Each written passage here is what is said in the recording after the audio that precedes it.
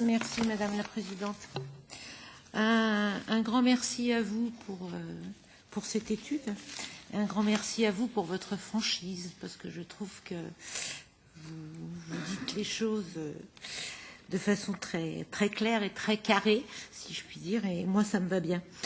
Je partage là largement l'analyse que vous avez faite, notamment sur les manques et les critiques de la politique actuelle de l'Union européenne, notamment en ce qui concerne les trop grandes marges de manœuvre laissées aux États membres, l'inadéquation des politiques par rapport à la réalité des besoins, dont la carte bleue était faite des plus beaux exemples, le problème que pose la libre circulation, l'absence de libre circulation à l'intérieur de l'Union européenne, la nécessité d'avoir des meilleures statistiques, y compris qualitatives, et notamment qualitatives sur les besoins, parce que, comme je le disais tout à l'heure, ça participe aux fantasmes et aux peurs.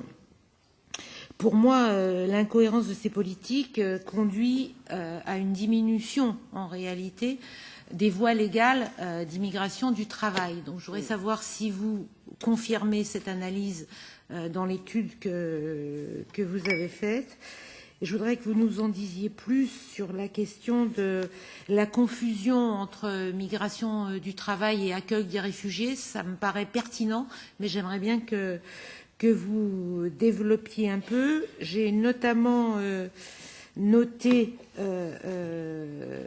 dans vos propositions la question de la régularisation ciblée des migrants irréguliers. Ça me paraît quelque chose d'important, y compris parce que c'est très significatif justement de cette inadéquation entre la réalité des politiques européennes et la réalité des besoins européens.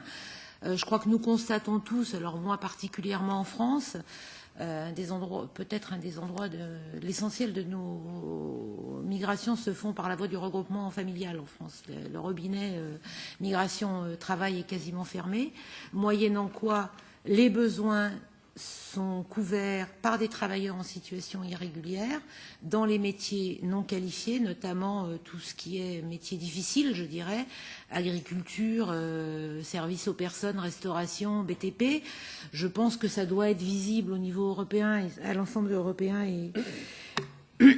et je voudrais ça aussi que vous puissiez nous le confirmer. Et enfin, vous avez insisté sur la question de la reconnaissance des diplômes, qui me paraît être aussi un sujet très important, notamment parce que dans ces métiers sous-qualifiés, on retrouve énormément de migrants très qualifiés qui n'ont pas d'autre choix que d'occuper ces emplois qui sont les seuls qui leur sont offerts. Donc si vous pouviez aussi développer sur cette question, ça m'intéresserait.